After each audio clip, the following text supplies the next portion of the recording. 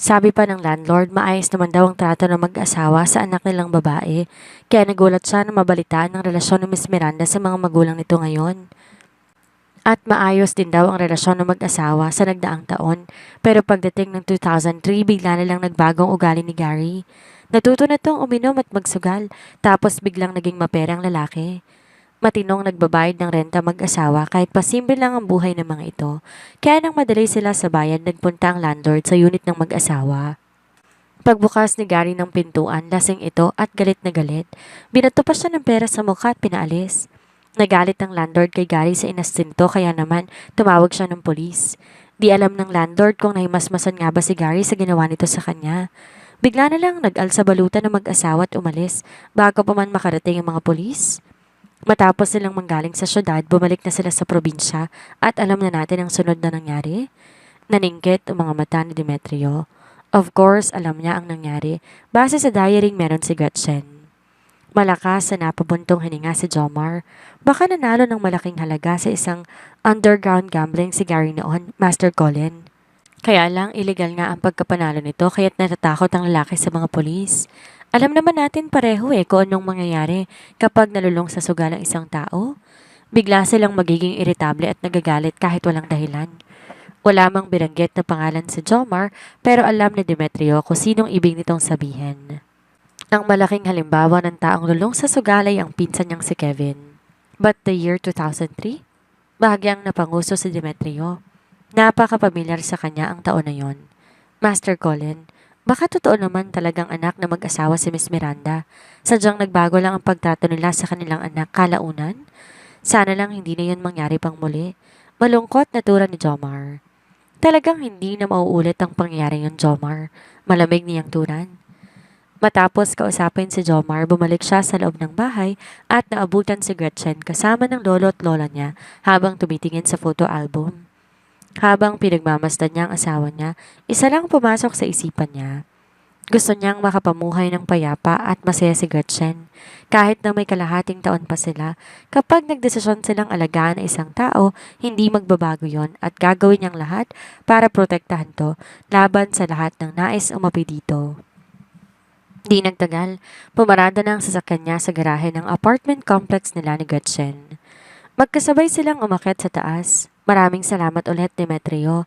Magpahinga ka na at baka napagod ka sa nangyari kanina, ani Gretchen, at naglakad na papunta sa kanyang silid. Pinagbasta ni Demetrio ang likuran ng asawa niya para bang may magnet na humila sa kanya para sundan to. Sakto naman huminto si Gretchen sa harap ng pintuan ng silid nito kaya naabutan niya ang babae.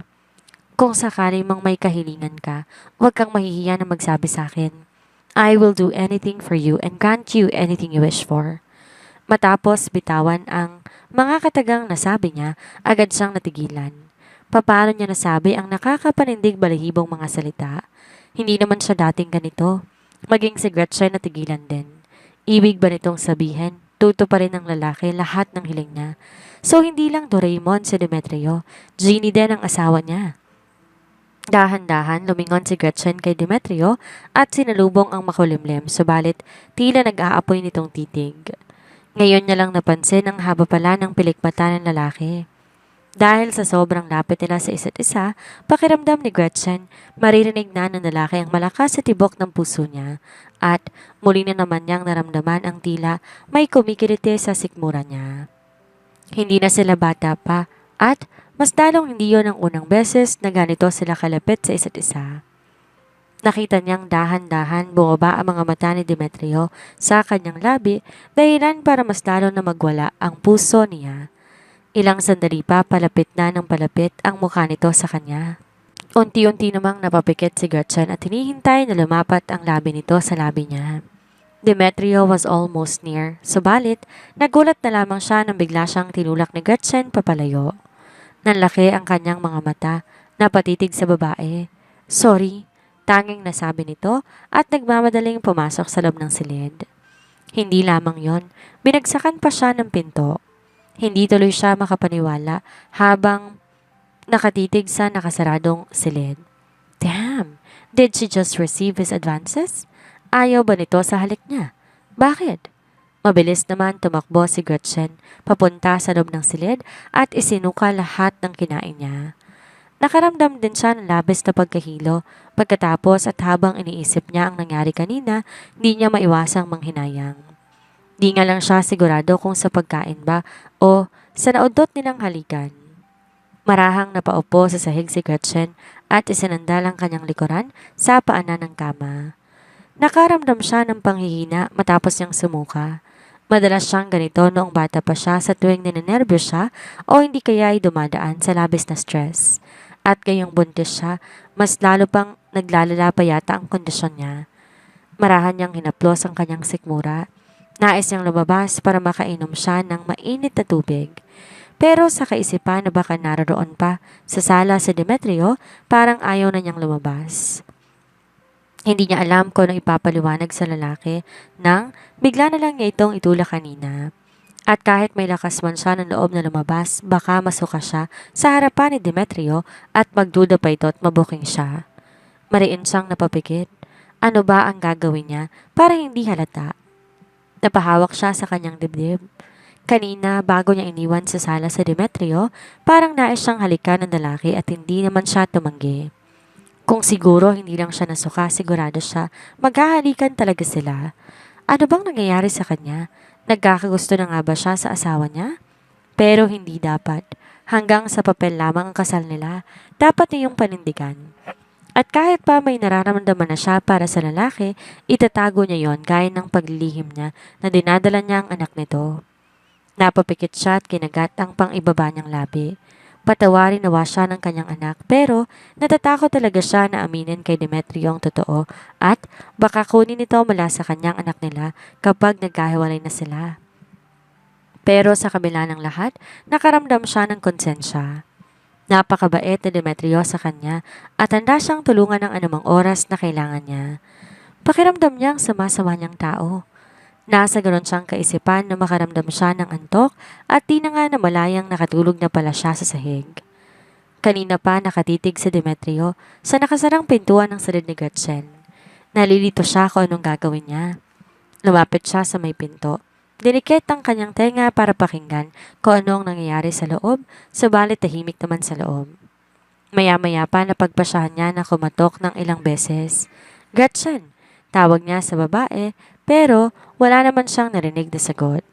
Gretchen, are you asleep already? Muli niyang tanong. Nang wala pa rin siyang nakuhang sagot, tumalikod na siya at akmang pupunta sa kanyang silid, subalit nakakailang hakbang pa lamang siya, muli na naman siyang napalingon sa pinto. His intrusive thoughts were telling him to go inside. Hindi siya matahimik hanggat hindi niya na itatanong kung bakit ba bigla na lang siya nitong tinulak kanina. They already did more than kissing before. Inawakan niya ang doorknob at pinihit yon. Sakto naman at hindi nito inilak ang pinto. Tanging ang lampshade lamang sa bedside table ang nakabukas. Nakunot ang kanyang noo na makitang walang tao ang kama. Nilibot niya ang tingin sa buong silid at nakitang nakaupo si Gretchen sa sahig, nakasandal sa paanan ng kama. Dali-dali siyang lumapit sa babae at tinaluhan ito. Gretchen! Tawag niya sa babae. Bigla siyang kinabahan na baka may nangyaring masama dito pero napagtanto niyang payapa na ang paghinga nito. The hell? Bakit ba sa sahig to natutulog? Huminga siya ng malalim. Sinubukang yugugin ang balikat nito, subalit mukhang masyado nang mahimbing ang tulog ni Gretchen at hindi ito nagising. Nagpakawala siya ng isang malalim na buntong hininga bago to binuhat at maingat na iniligay sa kama. Kinumutan niya si Gretchen ng maayos bago naupo sa gilid ng kama. Payapa pa rin ang paghinga nito at di man lang namalayan nakapasok na pala siya sa silid. Is she that comfortable with him around? Napatitig si Demetrio sa maamong mukha ng kanyang asawa. Hindi niya napigilan ang sariling haplusin ng pisngi nito. Nang maramdaman nito ang kanyang palad, mas isiniksik pa nito ang sariling mukha sa kanyang kamay. Umangat ang sulok ng kanyang labi habang pinagmamasdan na maigi si Gretchen. I don't exactly know what I feel for you as of the moment. But there's only one thing that I'm sure of, Gretchen. I won't be able to let you go anymore. Matapos makalabas ng presinto kanina, agad sumakay ng taxi si Teresa kasama si Ramon at Celia pauwi sa bago niyang bahay. Habang nasa biyahe, panay ang mura ng dalawa. Labis silang napapahiya ngayong araw dahil sa kapalpakang ginawa ni Celia. Marahas na napalingon si Teresa kay Celia na katabi niya sa backseat. Nag-aapoy sa galit ang kanyang dibdib. Malulusutan pa dapat nilang nangyari kanina pero dahil sa katangahan ng asawa ng kapatid niya nawala sa kanilang oportunidad na magkapera ng malaki. Kasalanan mo tong lahat. Malapit na kami. Bakit ba bigla ka nalang lumabas? Sinira mo na mga plano natin. Sinira mo ng lahat. Galit naman na singhal ni Teresa. Kinagat ni Celia ang pang-ibaba niyang labi. Nalaman niyang nasa maayos naman palang kalagayan ang anak niya at natuto naman siyang tumawag sa kanya. Kung hindi dahil nila ako tinakot, di naman ako lalabas eh. Huwag mo kong sisihin. Anak ko ang nakataya kanina. Anak namin ang kapatid mo. Kung kay George ba mangyayari ang nangyari sa akin, hindi mo ba gagawin ang ginawa ko? Frustrated na wika ni Celia. Isa pa sa inaalala niya, tumawag sa kanya ang kanyang anak at sinabihan siyang nahihiya na tong pumasok dahil sa ginawa niya.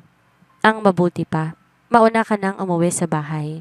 Mag-uusap pa kami ni Teresa, singit ni Ramon sa dalawang babae na nagkainitan na. Umirap naman si Celia at pinara ang taxi. Talagang mauuna na akong umuwi.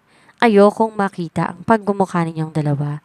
Kayong dahilan kung bakit nasadlak tayo sa kahihiyan. Galit niyang asik. Mas mabuti pa nga. Pahama ka talaga imbes makatulong ka eh. Singhal ni Teresa. Masama ang loob niya at masakit ang ulo niya. Wala siyang nakuhang pera mula kay Gretchen at napahiya pa siya. Tuluyan nang lumabas ng taxi si Celia.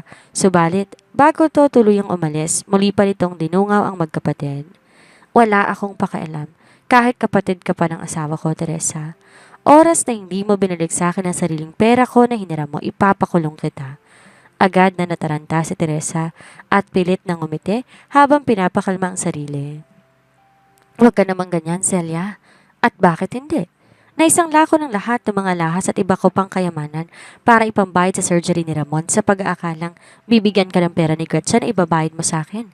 Pero anong nangyari? Wala. Ang mabuti pa, humingi ka ng pera kay George. Sigurado ko, bibigyan ka niya. Patong-patong ng utang mo sa akin. Walang bayaw-bayaw sa pera, Teresa. Hindi. Mariing umiling si Teresa. Huwag nating idadamay si George dito. Celia, sa'yo na lang ang meron ako. Huwag kang mag-alala. Hihingan ko ulit ng pera si Gretchen. Sigurado kong bibigyan niya ako. Sandaling napatitig si Celia kay Teresa. Mukhang desidido pa rin to kay Gretchen at hindi na sumusuko. Hindi na siya nakipagtalo pa sa babae. Wala naman siyang pakialam kung kanino galing ang pera. Ang importante, mabayaran siya nito. Nakahinga na maluwag ang magkapatid nang umalis na si Celia. Kahit sa mga asawa ni Ramon at Celia ay may ugali pa rin kakaiba ang asawa niya. Ilang sandali pa, nakarating na ang taxi sa dating bahay ni Teresa. At habang naglalakad sila papalapit, hindi pa rin nawawala ang galit na nararamdaman nilang dalawa. Kaya naging ganon kamakapangyarihan si Gretchen at nakahanap pa ng mga taong tutulong sa kanya. Nayayamot na ani Teresa. Paika-ika namang sumunod si Ramon kay Teresa. Dapat nga nasa ospital pa siya, pero dahil nais niyang makasiguro na mananalo sila laban kay Gretchen at makukuha ang simpatya ng madla, lumabas siya ng ospital kahit walang signal ng doktor. Baka naman ang asawa niyang tumulong sa kanya, sagot ni Ramon. Sarkastiko namang natawa si Teresa. At ano naman ang maitutulong ng lalaking yon, gayong isa lamang naman siyang driver? Siguro nga walang pinag-aralan yon at mahirap pa sa daga kaya ayaw magbigay ng pera. Pero wala nang kwenta pa kung magagalit at magtatalo sila. Nabunyag na sa madla ang plano nila. Daig pa nila ang basang sisiw sa nangyari at sigurado sila ilang araw o ilang linggo silang hindi makakalabas ng bahay dahil sa hiya. Subalit nang makarating sila sa harap ng gate, maraming sasakyan na nakaparada sa harap. Nagkatinginan silang dalawa ni Teresa bago napasulyap sa mga kotse. Anong nangyayari? Bakit maraming tao sa harap ng bahay ko? Nagtatakang tanong ni Teresa. Mas lumapit pa siya para makita ng mabuti kung sino ang mga panauhin niya. Subalit, bago pa man siya makahuma, isang babae na may hawak ng kamera ang malakas sa sumigaw. Hello guys! Nandito ako ngayon sa bahay ng walang hiya na si Teresa Miranda.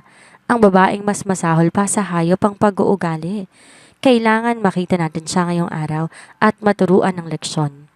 Mabilis tiningnan ni Ramon ang kanyang social media account at napagtanto na sila na naman ang target ng mga online influencers.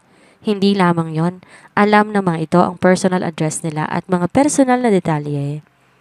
Nang mapatingin sila sa sitwasyon ng bahay, napagtanto nila, sinabuyan ng mga ito na iba't ibang pintura ang bahay at mga bulok na gulay at itlog. Hindi lang yon, may inilagay pang bulaklak ang mga patay sa harap ng bahay ni Teresa. Sa takot ni Teresa sa nangyayari, mariin siyang napahawak sa kamay ni Ramon. Anong gagawin natin ngayon? Natataranta niyang tanong.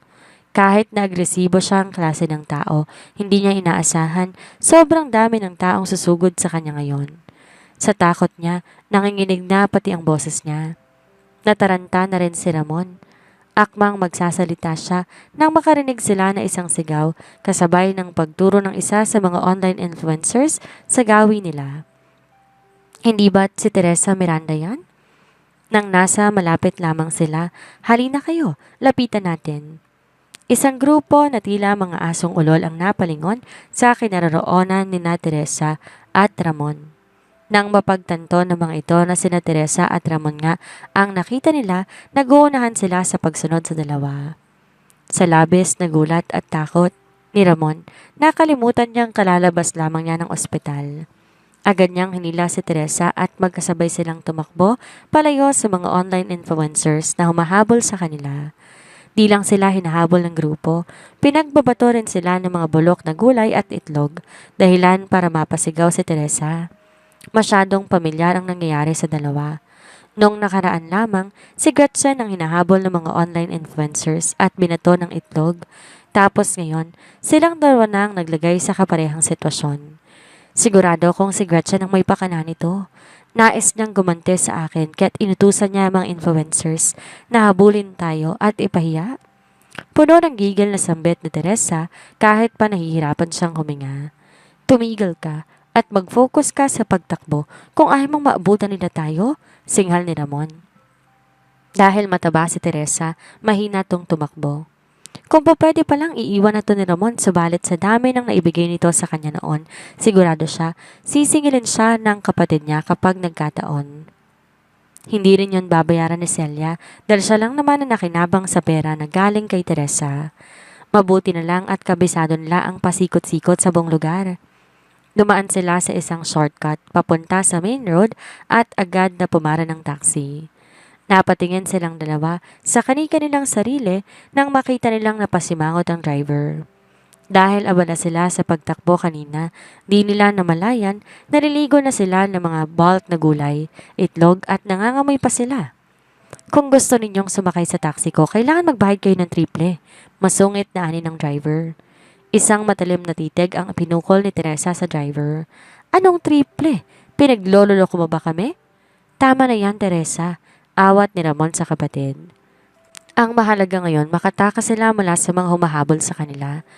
Nakita niya kung paanong tinrato ng mga ito si Gretchen. Nakakatakot sila at mahirap makontrol. Kapag naabutan sila, sigurado siya, hindi magandang magiging sitwasyon nila ni Teresa. Pumayag na din siya sa hiling ng driver. Inihatid sila ng mga ito sa bahay ni Teresa at Gary sa probinsya. Malalim na ang gabi at madilim pa ang paligid. Tahimik silang pumasok sa bakuran ng bahay. Nag-aalangan pa si Teresa nung una pero nang makita niyang nakalak ang pinto at wala ang asawa niya, nakahinga siya ng maluwag. Bilisan mo, ani Teresa at nauna na sa loob. Pagod na pagod si Ramon at nauuhaw pa. Pagkapasok pa lamang niya, naghalongkat na siya na makakain at may inom sa refrigerator. Nasaan bang asawa mo, Teresa? Nagsusugal na naman ba? Palagi na lang siyang ganyan kahit noon pa. Bakit hindi mo siya pagsabihan at kontrolin? Ayaw ni Teresa ang magmukha siyang kawawa kahit sa harap ng kapatid niya, kaya naman taas noon niyang nilingon si Ramon para ibahin ang usapan. Hindi yan ang mahalaga ngayon.